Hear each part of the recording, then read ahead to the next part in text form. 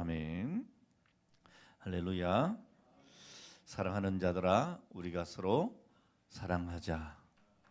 우리 옆 사람 한번 인사하겠습니다. 사랑하는 자들아, 우리가 서로 사랑하자. 좀 사랑스럽게 얘기를 해보세요. 우리가 서로 사랑하자. 막 싸우듯이 막 우리가 서로 사랑하자 이러면 안 되잖아요. 네, 이 사랑이라고 하는 단어는 사실 우리 모두를 설레이게 하는 단어입니다. 아닌가 보죠?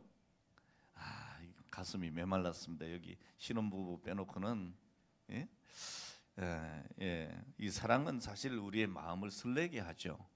여러분들에게 사랑의 대상이 있다고 하는 것, 또 누군가가 나를 사랑하고 있다고 하는 것은 가슴 설레이는 일이 아닐 수 없습니다. 아마 모두들 한 번쯤은 이 가슴 설레이는 사랑을 하신 경험이 있으실 겁니다. 오늘 여기 부부가 앉아 계신 분들은 한번 눈을 마주쳐 보세요. 가슴이 설레이는지, 설레이십니까? 예, 우리 김재열 장로님은 설레이시는 것 같은데 우리 저기 백일환 권사님은 좀 찝찝해하는 것 같아요. 아닌가요? 네, 좀 설레어야 될 텐데 말입니다. 이렇게 사랑은요, 우리를 설레이기도 하고 때로는 사랑이 눈멀게도 합니다. 시간이 지나고 성숙해지면서 그 사랑의 표현도 조금씩 변하는 것 같습니다. 젊었을 때는 열정적으로 뜨겁게 사랑했는데 나이가 들면서는 이제 뜨거움보다는 차분함이 있습니다. 그리고 열정보다는 든든한 후원자로 그 표현이 나타나게 되기도 하지요. 내가 바라는 그 사랑의 모양이 좀 다르게 나타날 때가 있습니다. 그 사랑이 조금씩 변하는 과정 속에서 뜻하지 않게 아픔이 생기기도 하고, 또 내가 바라던 그 사랑의 모양이 아닐 때에 상처를 주기도 하고 받기도 하면서 서로 아프기도 합니다. 그래서 유행가 가사도 있죠. 사랑은 눈물의 씨앗이라고 말하겠어요. 그렇게 노래하기도 합니다. 자, 그래도 우리는 사랑하기를 주저하지 않습니다. 왜냐하면 사랑은 우리의 삶에 커다란 의미를 부여하고 있기 때문에 그렇습니다. 그래서 사랑하는 사람을 보면 그 얼굴에 빛이 납니다. 사랑을 받는 사람의 얼굴도 빛이 납니다. 그리고 그 얼굴에는 사랑스러움이 묻어나죠. 숨길 수가 없습니다.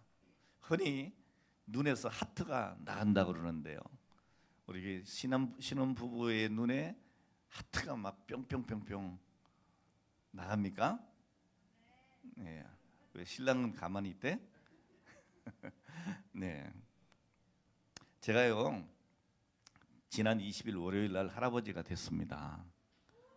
네. 제 얼굴이 막 피잖아요. 네.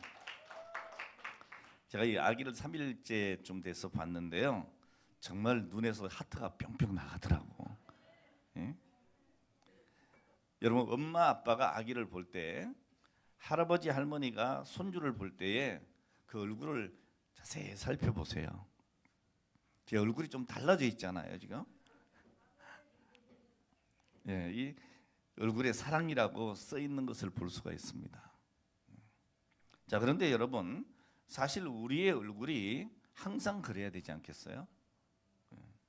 왜냐하면 오늘 저나 여러분 모두가 다 하나님의 놀라운 사랑을 받고 있으니 말입니다. 하나님께서는 천하보다 저와 여러분들을 더 귀하게 여기시고 사랑하시는데, 우리가 그 엄청난 사랑을 받고 있는데 어찌된 일인지 우리의 얼굴이 때로는 그리 빛나지가 않습니다. 지금도 여러분 하나님 앞에 예배드리시잖아요. 하나님께서 여러분들을 만져주시고 여러분들을 바라봐 주시는데, 아마 제가 제 손주를 바라보는 것보다 훨씬 더 뜨거운 사랑의 눈길로 우리를 바라보고 계실 거예요. 오늘 이 예배를 그렇게 받으실 거예요. 근데 여러분들은 그 사랑을 느끼는지 느끼지 못하시는지 얼굴이 상당히 거시기해요. 네. 왜 그럴까요, 여러분? 뭐가 문제입니까? 저는 오늘 놀라우신 하나님의 사랑에 대해서 함께 나누고자 합니다. 아무쪼록 말씀을 듣는 중에 여러분들의 얼굴이 피어지고 그리고 여러분 눈에 하트가 뿅뿅뿅뿅 하트가 마구마구 쏟아져 나오기를 축복합니다. 자, 오늘 읽은 성경 본문은 하나님이 누구신지에 대해서 말씀해 주고 계십니다. 본문은 이렇게 시작을 합니다. 사랑하는 여러분, 서로 사랑합시다. 사도 요한은 이 본문의 말씀을 통해서 우리 모두에게 사랑하도록 권면하고 있습니다. 자, 그런데 그 이유가 아주 뚜렷합니다. 7절로 8절 말씀 보면 사도 요한은 사랑의 원천이 누구시다? 하나님이시다. 이렇게 말씀을 하고 있습니다. 자, 이 본문의 말씀을 보면 우리는 하나님이 누구신지에 대해서 아주 명확하게 알 수 있습니다. 하나님은 사랑이시기 때문에 사랑하는 사람은 하나님을 알고 사랑하지 않는 사람은 하나님을 알지 못한다라고 말씀합니다. 자, 여기서 하나님을 알고 하나님을 알지 못한다고 하는 이 말의 뜻은 지식으로 하나님을 알거나 하나님을 알지 못한다고 하는 뜻이 절대로 아닙니다. 그런 의미가 아니고 하나님과의 교제 그리고 하나님과의 경험을 의미하는 것입니다. 그러니까 사랑하는 사람은 이미 하나님과 교제하는 사람이라고 하는 것이고 그 사랑을 통해서 하나님을 경험한다라는 의미가 되는 것입니다. 자, 그렇지만 여러분 다른 반대로 보면 하나님을 알지 못하고 하나님과 교제하지 않는 것은 사랑하지 않는 것이다. 이렇게 표현할 수가 있겠죠. 여러분 하나님께서는 당신의 독생자 예수 그리스도를 우리에게 보내셨습니다. 자, 그리고 오늘 저와 여러분들의 모든 죄를 대신하셔서 십자가에 죽기까지 하셨습니다. 여러분 이게 뭡니까? 하나님께서 우리를 사랑하신 사랑의 표현입니다. 십자가에 독생자를 내어주시면서까지 하나님은 우리에게 사랑을 보여주셨습니다. 이 사랑은요 우리가 요구한 것도 아닙니다. 당연히 우리가 받을 만해서 받는 것도 아닙니다. 일방적인 하나님의 사랑이고 무조건적인 하나님의 사랑입니다. 오늘 이 사랑 때문에 죽을 수밖에 없는, 아니 죽었던 우리가 다시 살아났고 그 사랑 때문에 그 구원의 놀라운 사랑이, 그 선물이 우리에게 주어진 것입니다. 자, 그래서 오늘 본문 말씀은 우리에게 우리도 서로 사랑해야 한다라고 말씀하고 있는 것입니다. 여러분 이 정도면 우리가 사랑해야 될 이유가 충분하죠. 아직 이해가 안 되십니까? 여러분 하나님께서 오늘 죄인된 오늘 나를 위해서, 오늘 여러분 한 분 한 분을 위해서 하나밖에 없는 독생자 그 아들 예수님을 보내주셨을 뿐 아니라 나의 죄짐을 지시고 내가 받을 고난과 고통을 대신 받으시고 그리고 우리가 져야 될 그 십자가를 대신 져 주셨단 말입니다. 그리고 물과 피를 다 쏟으시고 나를 위하여 죽어주셨다는 거예요. 아직도 마음이 찡하지 않으십니까? 참 강팍하네. 예? 사실 이 정도면 여러분 그 하나님의 사랑을 경험한다면 정말 우리는 눈물로 감격할 수밖에 없어요. 오늘 그 놀라운 주님의 사랑, 하나님의 놀라운 그 사랑이 우리에게 구원이라고 하는 선물을 안겨준 것입니다. 오늘 사랑하는 여러분, 제가 지금도 여러분들에게 사랑한다고 고백을 했습니다. 사랑하는 여러분. 그 이유는 오늘 여러분들이 저를 먼저 사랑해 줘서도 아니고 오늘 여러분들이 저에게 엄청난 이익을 줘서도 아닙니다. 저도 여러분을 향한 이 사랑의 고백, 오늘 여러분 이 사랑의 고백도 저로 인한 것도 아니라고 하는 것을 말씀을 드립니다. 오늘 여러분들로 인하여 제가 여러분을 사랑한다고 말하는 것도 아닙니다. 왜냐하면 이 사랑은 하나님께로부터 온 것이기 때문입니다. 자, 그러니까 제가 여러분을 사랑하는 이유는 오늘 하나님께서 여러분 한 분 한 분을 다 사랑하시기 때문이고, 또 여러분이 저를 사랑하는 이유도 하나님께서 저를 사랑하시기 때문에 여러분이 저를 사랑하시는 것이죠. 자, 여러분 이것이 바로 우리가 사랑해야 될 이유입니다.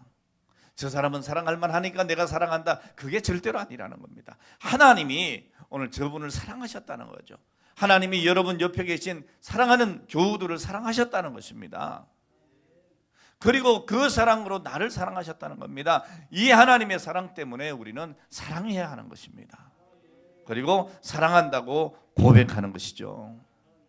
여러분 상대가 누구이든 오늘 그 사람이 하나님으로부터 사랑받은 사람이라는 것을 안다면 하나님 때문에 사랑하는 겁니다. 오늘 제가 여러분들을 사랑하는 이유 단 하나는, 제가 우리 교회를 사랑하는 그 이유 단 하나는 하나님이 여러분을 사랑하시기 때문이고 하나님이 우리 교회를 사랑하시기 때문입니다. 오늘 여러분 또한 그렇습니다. 왜 여러분들이 서로 사랑해야 하고 이 교회를 사랑해야 하느냐? 하나님이 사랑하시기 때문입니다. 자, 이것이 바로 오늘 저와 여러분이 사랑받기에 합당한 이유인 것입니다. 우리가 서로 사랑을 받을 만해서도 아니고 사랑받기에 충분한 인격과 사랑스러움이 있어서도 절대로 아닙니다. 오직 한 가지, 우리가 이렇게 서로 사랑받아 마땅한 이유는 하나님께서 우리를 사랑하시기 때문입니다. 우리가 이 찬양 많이 부르죠. 당신은 사랑받기 위해 태어난 사람. 옆 사람 가면 찬양해 보세요. 오늘 그렇게 한번 찬양해 보세요. 서로 쳐다보시면서 당신은 사랑받기 위해 태어난 사람, 당신의 삶 속에서 그 사랑받고 있지요. 당신은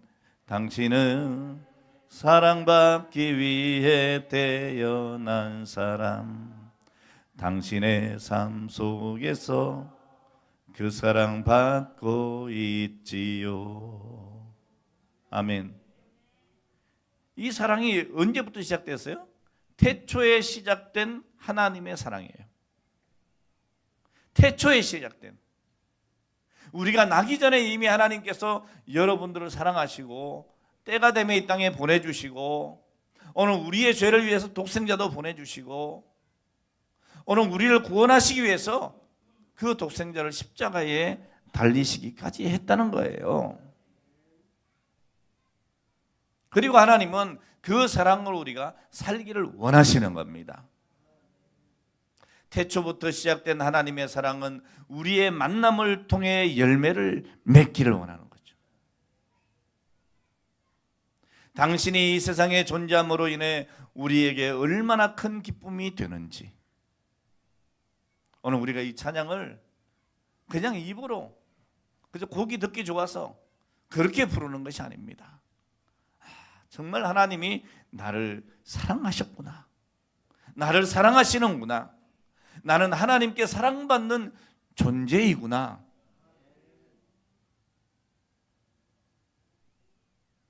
오늘 그 사랑이 나에게 얼마나 큰 기쁨이 되는지,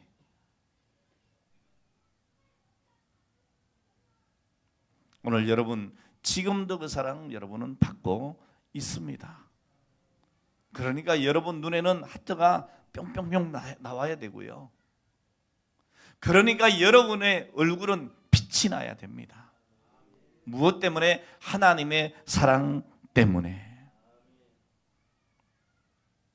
오늘 여러분 하나님의 사랑은 어떤 사랑? 무조건적인 사랑이에요.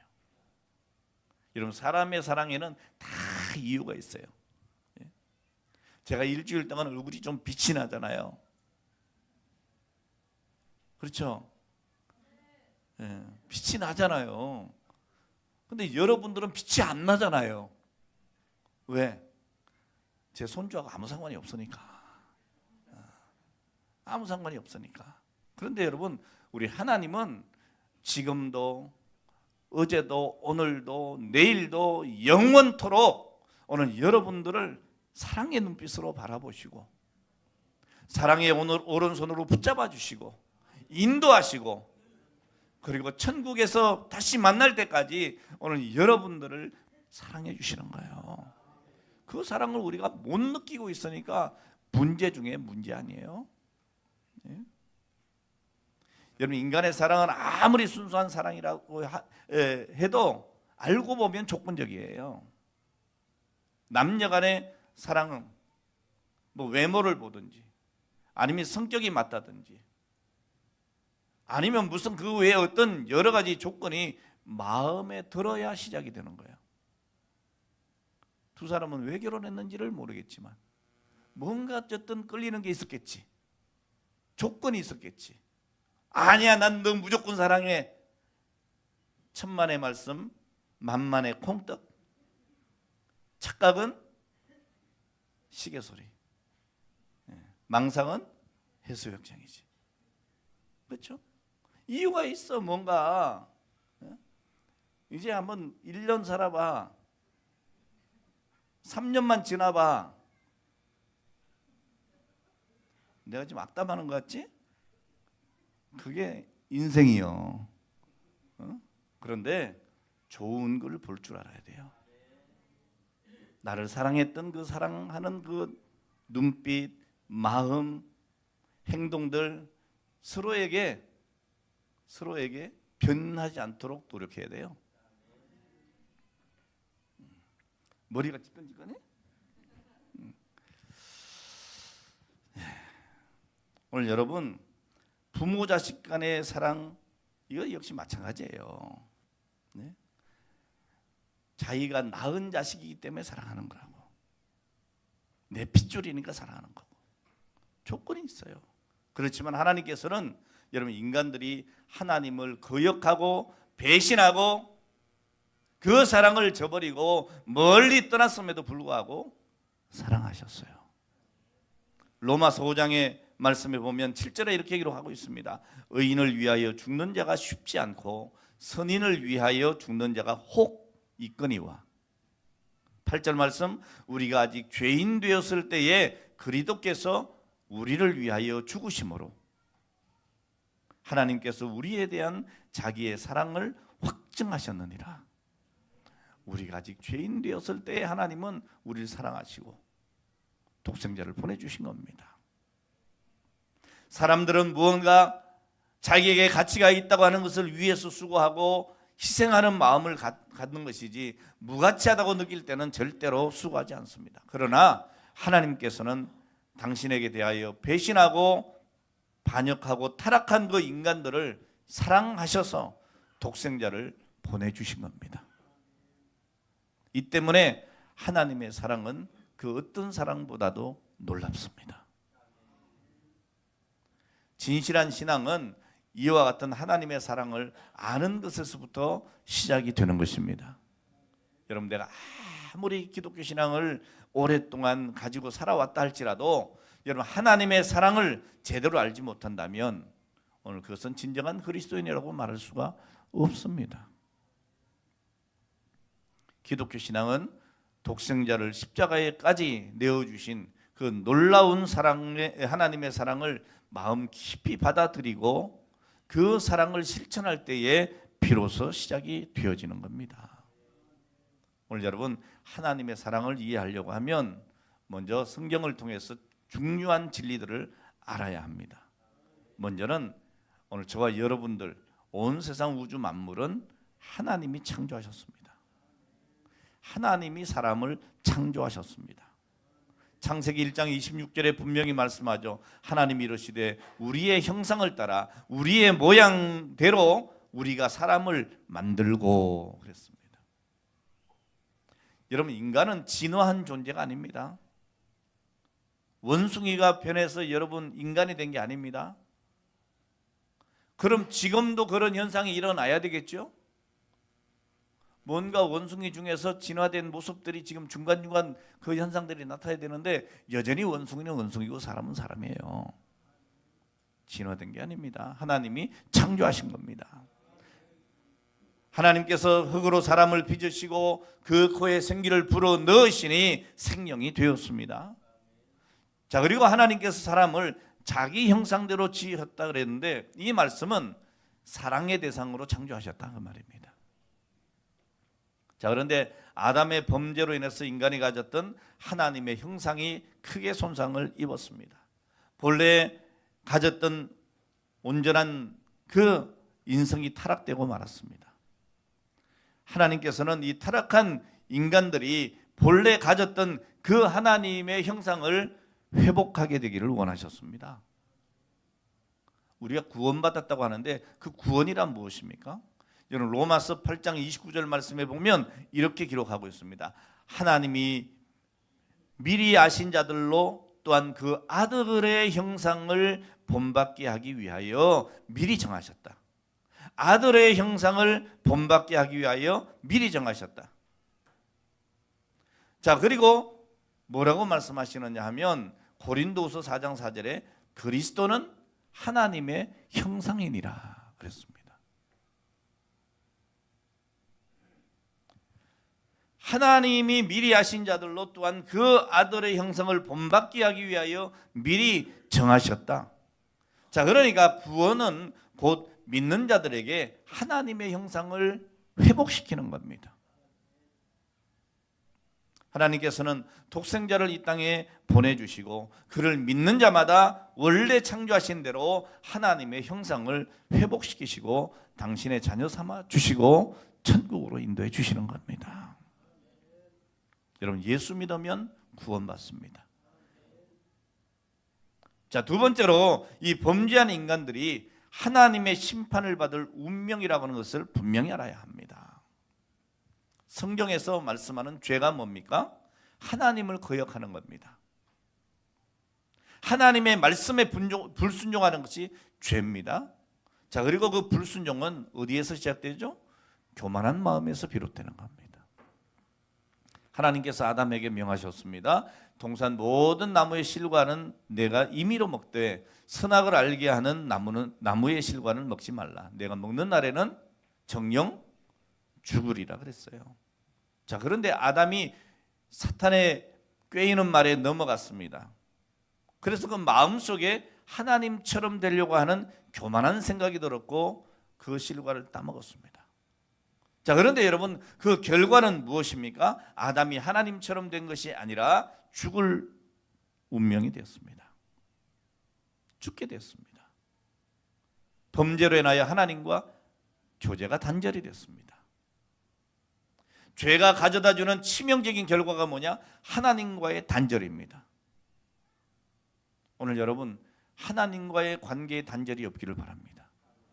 혹시 여러분 일주일 내내 하나님과 단절하고 살다가 오늘 이 시간에 와서 하나님, 이 시간 다시 한번 하나님을 바라보고 이런 정도의 관계라면 곤란합니다. 오늘 여러분 날마다 숨 쉬는 순간마다 하나님과 교제해야 합니다. 그러시려면 여러분 매일 성경을 묵상하셔야 합니다.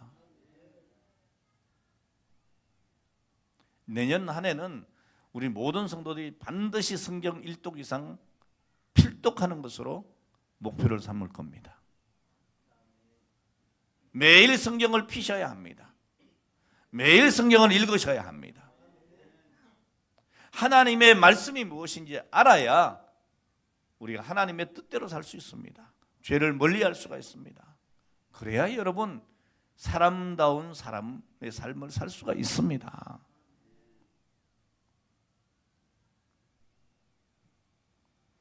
사람은 하나님의 형상대로 지음을 받았으므로 하나님과 소통이 이루어져야 그 영적인 생명을 누릴 수가 있는데 이 소통이 단절되었으니 영적 생명을 우리가 부지할 수가 없는 겁니다. 그래서 아담과 하와는 하나님 뵙기를 두려워하여 숨었습니다.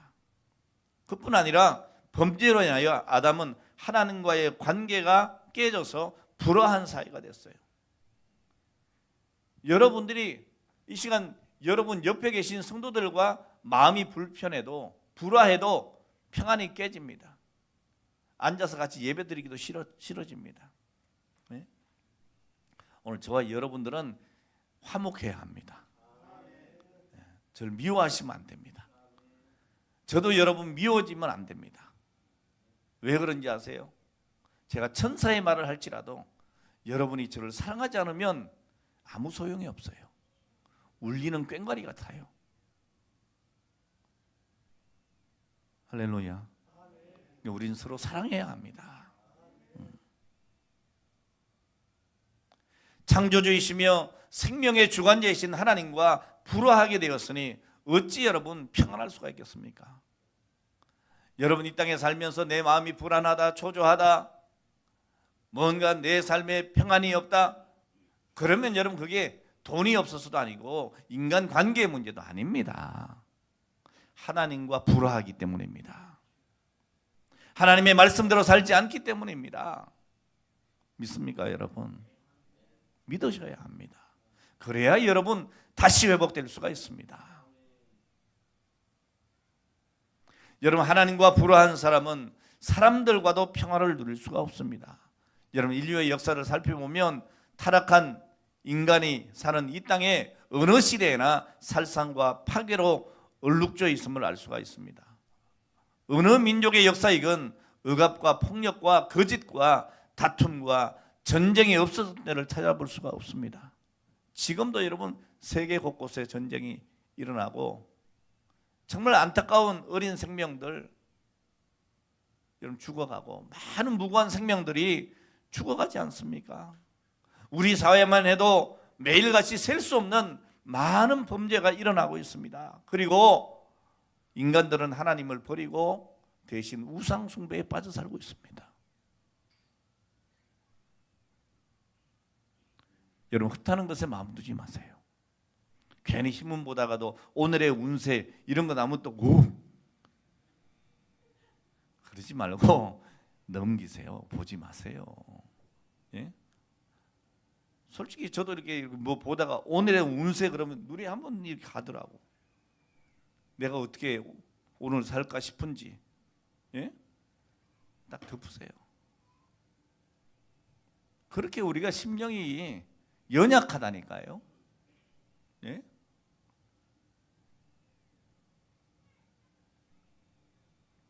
자, 이로 인하여 로마서 1장은 이렇게 증언합니다. 1장 20절 이하의 말씀에 창세로부터 그의 보이지 아니하는 것들 곧 그의 영원하신 능력과 신성이 그 만드신 만물에 분명히 보여 알게 되나니 그러므로 저희가 핑계치 못할지니라. 하나님을 알되 하나님으로 영화롭게도 아니하며 감사치도 아니하고 오히려 그 생각이 허망하여져서 미련한 마음이 어두워졌나니 스스로 지혜 있다나 우준하게 되어 썩어지지 아니하는 하나님의 영광을 썩어질 사람과 금수와 버러지 형상의 우상으로 바꿨느니라. 이게 여러분 타락한 인생들의 모습이라는 거예요. 예? 그 영광스러운 하나님의 형상을 금수와 버러지 형상으로 바꿔버리는, 이 버러지조차도 숭배하는 이런 인간의 실상, 이게 불행 중에 불행 아니겠습니까? 자, 그리고 이러한 종교적인 타락은 윤리적인 타락을 동반했습니다. 로마서 1장 24절로 32절 말씀에 보면 이처럼 인간들이 하나님을 거역하고 우상 숭배에 빠지게 되니까 도덕적으로 타락하게 돼서 동성애를 비롯해서 온갖 악한 행위를 자행하고 오늘 그런 짓을 하는 자들을 두둔하게 이르렀다고 말합니다. 요즘 뭘 축제할 게 없어가지고 동성애 축제를 하고, 예? 그걸 정부에서 기관에서 그걸 두둔하고,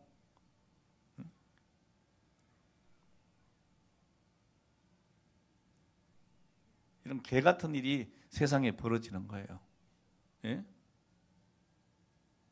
차별금지법이 통과되면 이런 소리도 못합니다. 잡혀갑니다. 이제. 이런 심각한 사실, 여러분 수렁에 빠진 사람이 스스로 헤어날 수 있느냐? 없다. 절대로 스스로 죄와 파멸의 늪에서 나올 수가 없게 됐다고 성경은 단언하고 있습니다. 잠언 14장 12절에 분명하게 경고합니다. 어떤 길은 사람의 보기에 바르나 필경은 사망의 길이라는 거예요. 여러분, 하나님의 말씀이 아니고 사람의 생각이 아무리 바르게 보여도 그건 사망의 길이라고 말하고 있어요. 오늘 여러분, 인간이 만든 모든 종교가 다 그러합니다. 오늘 우리는 오직 말씀으로 살아야 합니다. 자, 이런 죄 가운데 있는 인간들을 구원하시려고 세 번째로 하나님께서 독생자를 보내주셨다는 거죠. 아담이 선악과를 따먹고 범죄했을 때에 하나님께서는 범죄에 연관된 모든 자들에게 책임을 물으셨습니다. 여러분, 죄는 그냥 지어도 되는 것이 아닙니다. 책임을 묻습니다. 뱀에게는 모든 육축과 들의 모든 짐승보다 더 저주를 받아서 배로 다니고 종신토록 흙을 먹게 하셨고, 여자에게는 잉태하는 고통을 크게 더하셔서 수고로 이 자식을 낳을 것이라 했고, 남편을 사모하고 남편의 다스림을 받게 하셨어요. 그리고 아담에게는 땀을 흘리게 했습니다. 내 얼굴에 땀이 흘러야 식물을 먹을 수 있고 필경은 흙으로 돌아가리니 그 속에서 내가 취함을 입었습니다. 너는 흙이니 흙으로 돌아갈 것이니라. 죽음이 왔습니다. 자, 그런데 여러분, 하나님은 사랑이시니라. 하나님은 사랑이시니라. 하나님께서는 진노 중에도 이 아담에 대한 사랑을 잊지 않으셨습니다. 뱀을 저주하시면서 내가 너로 여자의 원수가 되게 하고 너의 후손도 여자의 후손과 원수가 되게 하리니 여자의 후손은 내 머리를 상하게 할 것이요 너는 그의 발꿈치를 상하게 할 것이라 하셨습니다. 이게 원시복음입니다. 여자의 후손 메시아 예수 그리스도를 보내주시겠다고 약속하고 있는 것이죠. 이 여자의 후손에 대한 언약은 아담에 이어서 경건한 후손들에게 계승되었습니다. 그 후손 가운데 셋과 에녹과 노아와 노의 아들 셈에게 계승이 되고 믿음의 조상 아브라함에게까지 이어졌습니다. 그리고 우리는 영적 아브라함의 자손으로 예수 그리스도를 믿고 이 자리에 앉아서 하나님을 경배하는 겁니다. 창세기 22장 18절에 하나님께서 아브라함에게 말씀하셨습니다. 내 씨로 말미암아 천하 만민이 복을 얻으리라. 여기 내 씨가 뭡니까? 내 씨, 바로 여인의 후손 아브라함의 자손으로 오실 예수 그리스도를 가리키는 겁니다. 여러분, 여인의 후손 곧 예수 그리스도에 대한 이 약속이 이루어질 때가 가까워 올수록 구체적인 예언들이 선포되었죠. 주전 700년 전에 선지자 이사야가 예언합니다. 이사야 7장 14절 보라 처녀가 잉태하여 아들을 낳을 것이요 그 이름을 임마누엘이라 하리라. 예수님이 이 땅에 오시기 전 700년 전에 이미 이사야를 통해서 하나님은 예언해 주셨습니다. 자, 그리고 동시대 사람인 미가 선지자는 뭐라고 합니까? 바로 이 메시아 예수 그리스도가 탄생하실 장소를 정확하게 예언하기를 베들레헴 에브라다야 너는 유다 족속 중에 작을지라도 이스라엘을 다스릴 자가 내게서 내게로 나올 것이라. 그의 근본은 상고의 태초이니라. 오늘 여러분 이외에도 이사야서를 비롯해서 구약의 여러 곳에서 예수님의 탄생과 공생의 사건과 그가 받으실 고난과 부활에 대한 구체적인 예언들을 찾아볼 수 있습니다. 그리고 예수님께서 친히 말씀하시기를 요한복음 5장 39절에 너희가 성경에서 영생을 얻는 줄 생각하고 성경을 상고하거니와 이 성경이 곧 내게 대하여 증거하는 것이로다. 성경이 뭐냐? 예수에 대해서 증거하는 책입니다. 오늘 이 예언은 2000년 전에 1.1핵도 변함없이 그대로 이루어졌습니다. 동정녀의 몸에서 예수님이 이 땅에 탄생하시고 우리를 위하여 고난받으시고 십자가에 죽으시고 사흘 만에 부활하셔서 우리의 부활의 소망이 되어주시고 다시 오마 약속하시고 하늘로 승천하셨습니다. 그리고 약속하신 대로 다시 오실 것입니다. 오늘 이 사실을 여러분 믿으시기를 주의 이름으로 축원합니다. 오늘 사랑하는 여러분, 이 십자가의 사랑은 하나님의 놀라운 사랑의 절정입니다. 그리고 성도들은 이 같은 하나님의 사랑을 입은 자들입니다. 고린도후서 5장 17절에 분명히 말씀합니다. 그런즉 누구든지 그리스도 안에 있으면 새로운 피조물이라. 이전 것은 지나갔으니 보라 새 것이 되었도다. 성도들은 예수 그리스도 안에서 새로운 피조물, 하나님의 형상을 회복한 사람인 것을 믿으시면 아멘 하시기 바랍니다. 할렐루야. 오늘 사랑하는 여러분, 말씀을 마치려고 합니다. 오늘 우리의 기독교 신앙은 이 같은 하나님의 사랑, 십자가의 놀라운 사랑을 아는 데서부터 시작이 되는 겁니다. 아무리 교회 생활 오래 했어도 하나님의 십자가 사랑을 제대로 알지 못하면 형식적인 신자에 불과하지 참 그리스도인이 아닙니다. 오늘 사랑하는 여러분, 오늘 본문의 이 말씀 사도 요한의 권면에 귀를 기울여야 합니다. 독생자를 희생하시기까지 우리를 사랑하신 하나님 아버지의 사랑을 깨달았다면 이제 여러분 하나님께 받은 그 사랑을 가지고 우리도 서로 사랑하며 이웃사랑을 실천해야 합니다. 이것이 바로 하나님의 선교입니다. 할렐루야. 이제 여러분 독생자를 주신 하나님의 사랑에 감사하고 기다리는 대림절입니다. 주 예수여 어서 오시옵소서. 할렐루야. 예수님의 탄생을 기다리는 이 절기에 여러분 하나님을 섬기되 받은 사랑에 감격해서 주 안에서 믿음의 식구들 간에 그리고 이웃을 향하여 그 사랑을 베푸시기를 바랍니다. 어떻게 베풀어야 될까요? 여러분 고린도전서 13장 4절 이하의 말씀대로 그렇게 실천하셔야 합니다. 사랑은 오래 참고 친절하게 대해야 합니다. 오래 참아야 합니다. 오늘 우리는 서로에게 오래 참음의 대상이에요. 내가 여러분 내 옆에 있는 사람에게 엄청 큰 도움이 되는 사람처럼 보이죠? 아니에요. 상처를 주는 사람이에요. 예? 그 사실을 우리가 먼저 알아야 되고, 그리고 여러분들이 옆 사람에 대해서 너무 큰 기대를 갖지 마세요. 오래 참아 주셔야 돼요. 할렐루야. 신랑 신부에 대해서 오래 참겠느냐? 신부여 신랑에 대해서 오래 참겠느냐? 하나님 앞에 약속한 거예요. 오래 참아야 될 일이 너무 많을 것이요.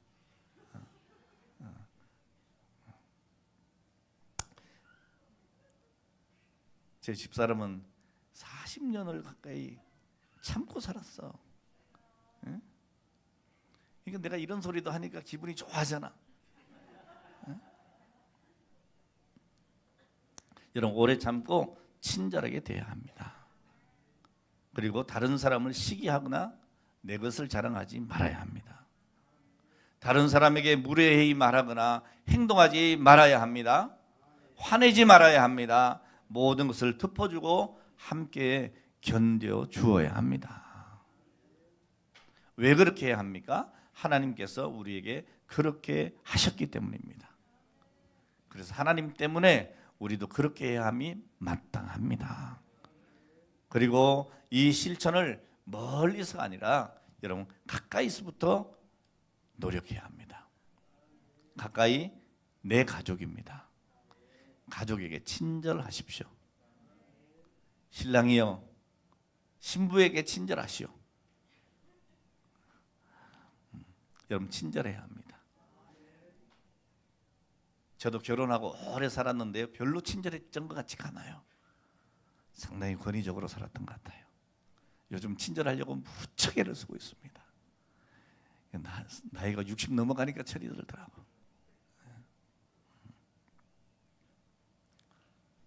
오늘 여러분, 하나님이 우리에게 그렇게 하셨지 않습니까?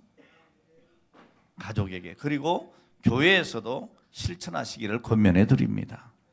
구역식구들끼리, 찬양대원들끼리, 교사들끼리, 각 기관 부원들끼리 실천하시기 바랍니다. 그리고 한 가지 꼭 여러분 잊지 마세요. 이 사랑의 실천마저도, 나의 노력마저도 나의 자랑이 되어서는 안 됩니다. 왜냐하면 오래 참고 친절하고 무례하거나 화내지 않고 모든 것을 덮어주는 그 사랑을 이미 하나님께서 내게 보여주시기 때문입니다. 그 사랑을 실천한 것인데 뭘 자랑할 게 있겠습니까? 오늘 사랑하는 여러분, 성탄절을 기다리면서 성령의 임재 가운데 놀라우신 하나님의 사랑을 경험하는 은혜가 오늘 저와 여러분에게 있기를 축복합니다. 그리고 그 사랑을 경험함으로 그 사랑을 가정과 직장 그리고 교회에서 실천할 수 있는 은혜가 오늘 우리 모두에게 있기를 간절히 소망하며 축원합니다. 기도하겠습니다. 하나님 아버지 감사합니다. 놀라우신